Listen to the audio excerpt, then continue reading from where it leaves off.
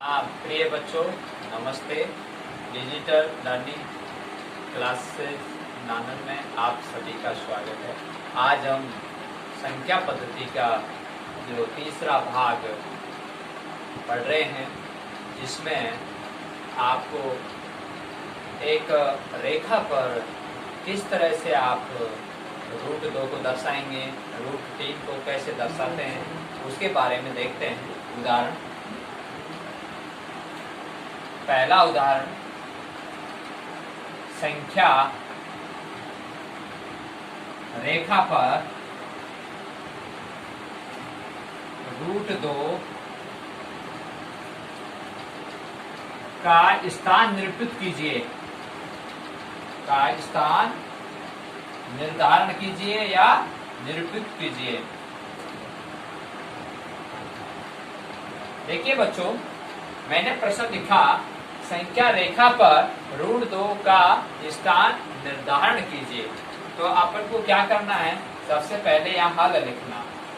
हल लिखा और आपको एक लाइन खींचनी है। इस तरह से ये लाइन खींची आपने और यहाँ लिखना है 0 बीचों बीच। फिर आगे लिखना है 1, फिर 2, फिर 3।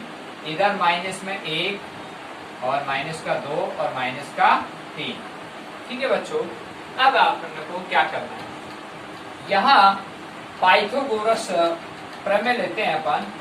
पाइथागोरस प्रमेय क्या कहती है? पाइथागोरस प्रमेय दो भुजाओं का वर्ग तीसरी भुजा के वर्ग के बराबर होता है। कैसे बच्चों? यहाँ कर्ण स्क्वायर बराबर लंब स्क्वायर प्लस आधार स्क्वायर। अब हमको संख्या रेखा पर, ये एक संख्या रेखा है, इस पर रूट 2 का स्थान निर्धारण करना है। माना कि यहाँ लिखते हैं हम, माना कि आधार 1 है, माना कि आधार 1 है और उसका लंब भी 1 सेमी है। आधार भी हमने 1 सेमी माना और लंब भी हमने 1 सेमी माना। अब देखिए, हमने स्केल की सहायता से यहाँ यह माना कि यहाँ से लेकर और यहाँ तक 1 सेमी है। ठीक है बच्चों, फिर उसके बाद यहाँ से लेकर यहाँ तक की दूरी ये हमारी 1 सेमी है। स्केल की सहायता से ये 1 सेमी हो गई और ये भी 1 सेमी हो गई। ठीक है बच्चों, इस तरह से। अब रहा सवाल इसका, ये देखिए, अब आपको आपने लिखा पाइथागोरस, ये कहता है कि कर्ण स्क्वायर बराबर लंब स्क्वायर आधार स्क्वायर। अब बच्चों, इसमें कर्ण कहाँ है? ये आपको नजर आ रहा है समकोण, ये समकोण का चिन्ह। जब ये समकोण का चिन्ह होता है तो जस्ट इसके सामने की भुजा क्या हो जाती है बच्चों? कर्ण। और नीचे वाला बेस हो जाता है, इट मीन्स आधार, और ये हो जाता है आपका लंब। ठीक है बच्चों, अब देखिए, ये आधार है, ये लंब है, ये कर्ण है। हम इसको सिद्ध करते हैं कि लंब कितना है बच्चों? आपने माना, ये माना कि आधार कितना है? 1 और प्लस, और लंब कितना माना बच्चों? 1। ठीक है, इसका भी वर्ग किया आपने, इसका भी वर्ग किया, और इधर क्या निकालना है बच्चों? कर्ण स्क्वायर। तो कर्ण स्क्वायर निकालूंगा मैं। देखिएगा, 1 का वर्ग किया 1, और इधर आगे प्लस का निशान, 1 का वर्ग किया 1, दोनों को जोड़ा, कितना आ गया बच्चों? 2। तो यहाँ ये कर्ण स्क्वायर था, तो ये कर्ण जब मैं निकालूंगा तो स्क्वायर इधर जाके हमेशा किसमें चेंज हो जाता है? रूट में। इट मीन्स वर्गमूल में। रूट अंग्रेजी का शब्द है, हिंदी में वर्गमूल कहते हैं। तो कर्ण बराबर क्या आ गया? रूट 2। तो ये जो भुजा है आपकी, ये कर्ण जो आपने लिखा, ये कितनी आ गई बच्चों? रूट 2। अब आपको इसको सिद्ध करना था कि संख्या रेखा पर रूट 2 का स्थान निर्धारण करना है। अब अपन प्रकार लेंगे और प्रकार की नोक को यहाँ रखेंगे बच्चों, यहाँ रखे, और यहाँ दूसरी नोक यहाँ रखेंगे। पहली नोक यहाँ रखेंगे और दूसरी नोक यहाँ रखेंगे। ठीक है बच्चों, तो यहाँ इस तरह से आपने नोक रखा और इसको इस तरह से घुमाएंगे। यहाँ नोक रखे और दूसरी नोक ऊपर और ये नीचे की तरफ ऐसे घुमाएंगे, और जहां ये काटता है इस रेखा को इस तरह से, और जहां ये रेखा को काटता है और यह रेखा जहां कटती है वहीं इसका मान √2 होगा। इस तरह से ये हम सिद्ध करते हैं। एक हाँ देखिए बच्चों, अब अगला उदाहरण देखते हैं अपन।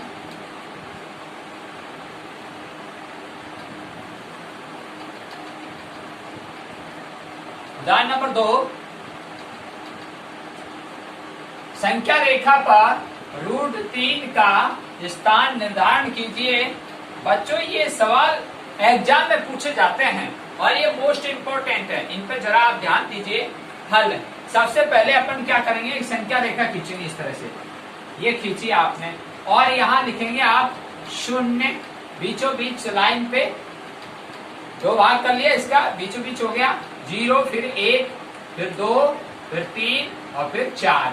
इधर भी 1, 2, 3 और ये 4। ये इधर माइनस की होती है बच्चों और इधर प्लस की होती है, हमेशा ध्यान रखना।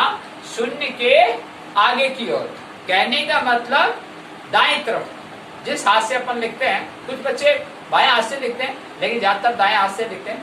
मेरा कहने का तात्पर्य यह है 0 के दाईं ओर, आगे की ओर हमेशा धनात्मक होती है, और 0 के बाईं ओर अर्थात पीछे की ओर हमेशा ऋणात्मक होती है। ठीक है, अब आपने इतना काम कर लिया।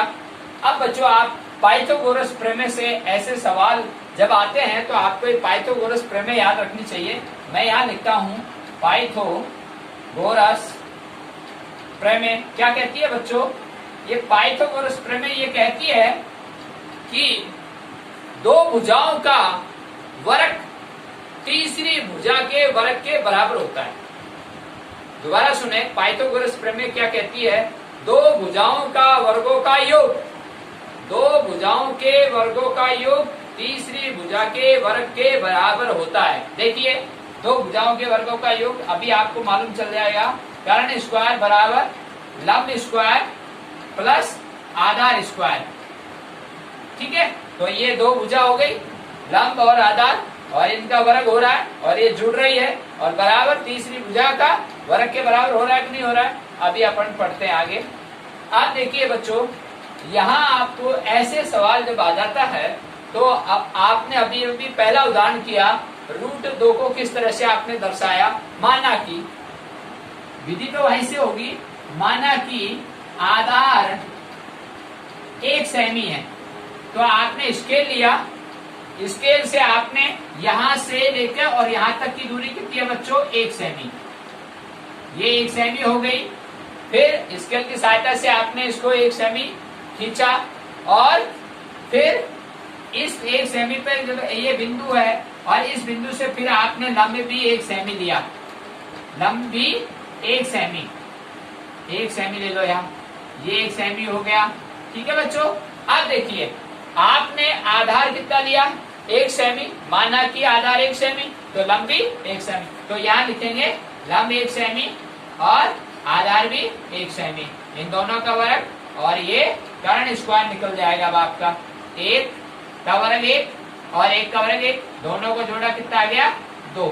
ठीक है बच्चों, तो यहाँ कर्ण स्क्वायर बराबर, कर्ण बराबर ये स्क्वायर, इधर स्क्वायर अंग्रेजी का शब्द है, इसको वर्ग कहते हैं, वर्ग इधर जाता है तो वर्गमूल में चेंज हो जाता है, और ये √2, और ये आपकी जो है सामने वाली भुजा हमेशा समकोण के सामने, अभी अभी आपने पढ़ा था समकोण के जस्ट सामने की भुजा क्या हो गई बच्चों, कर्ण, तो ये क्या हो गई अब √2, और ये क्या हो गई 1 सेमी आपने माना था, क्या है ये लंब, और ये क्या है आपका बेस यानी आधार, ये कितनी है बच्चों, 1 सेमी।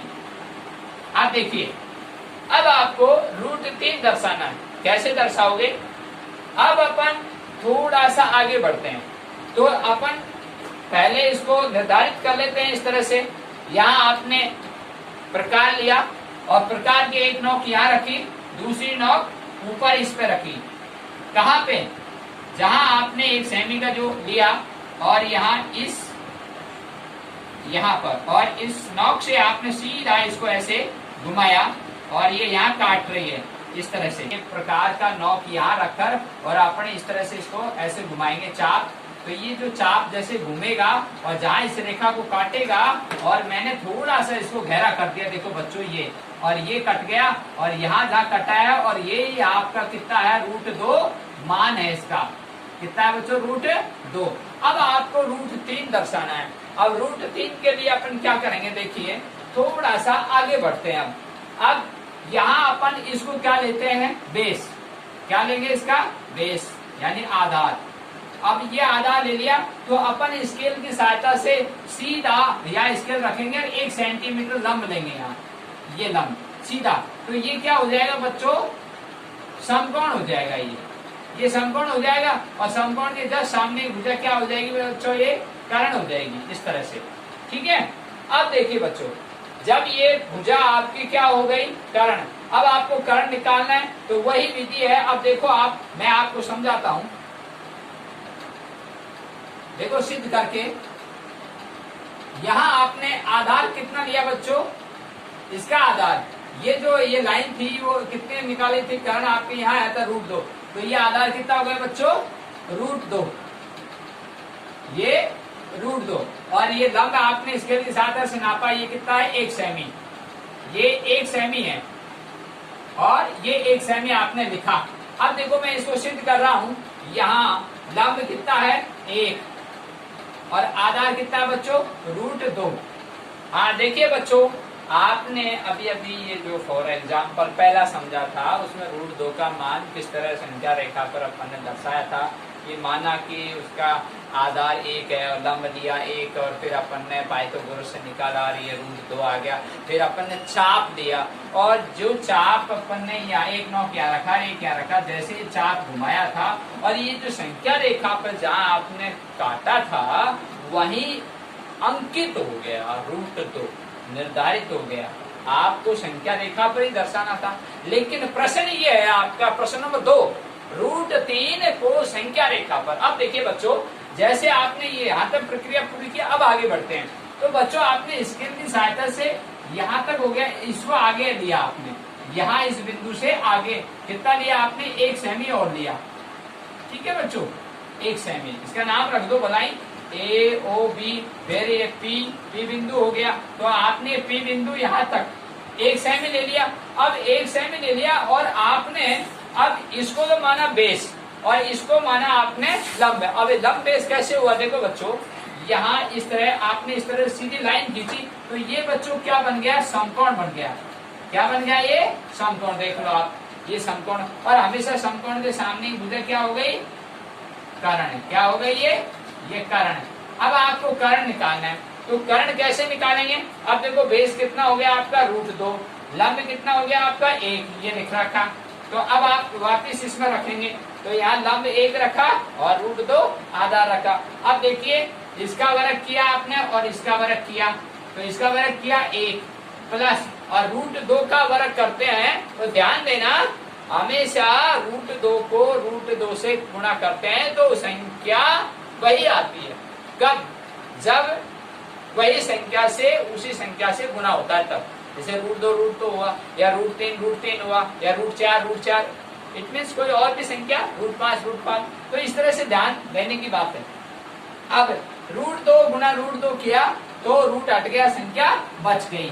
अब 2 रे कितने हो गए बच्चों, 3। अब ये कर्ण स्क्वायर था, तो ये स्क्वायर हट गया, इधर जाके स्क्वायर वर्ग, और इधर जाता है पक्षांतरण होता है तो क्या हो जाता है, वर्गमूल, और ये वर्गमूल का चिन्ह। अब ये √3 क्या आ गई आपकी, यहाँ ये कर्ण आ गई, ये √3 कर्ण आ गई। अब आपको क्या करना है, प्रकार लेना है।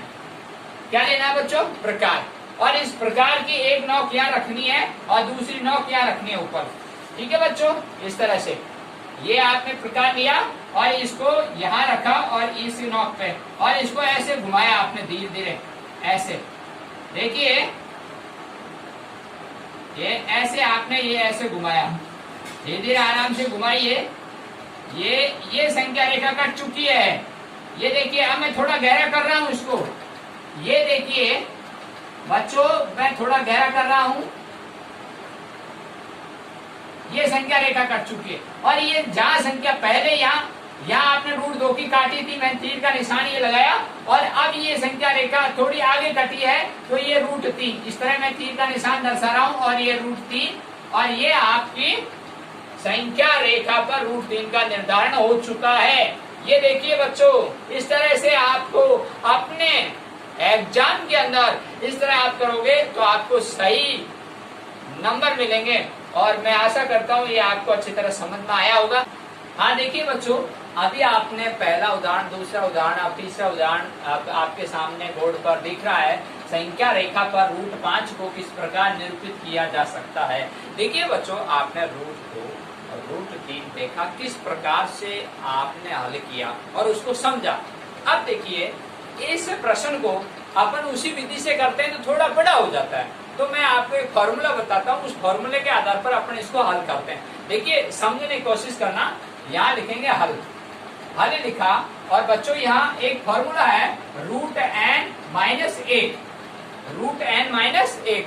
तो यहाँ n का मतलब होता है, यहाँ जो ये प्रश्न में जो संख्या दी हुई थी उसको लिखना है, तो इसके अंदर लिखना है आपको।